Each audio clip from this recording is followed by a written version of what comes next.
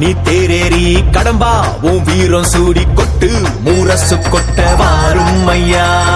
ஆறு படகில கோடி பேருல ஆறு முகனேவோ வீரம். கந்த பாத பின்னணித்தோ நடந்திருந்தா அச்சம் மிச்சம் இன்றி போகாதா. முருக முடிவெடுக்க சிவனோ கேட்டிருக்க வெற்றி வேலனுக்கு ஆரோகரா. கந்தாணி தேரேறி கடம்பாவும் வீரம் சூடி கொட்டு ஊரசு கொட்ட வாரும் ஐயா.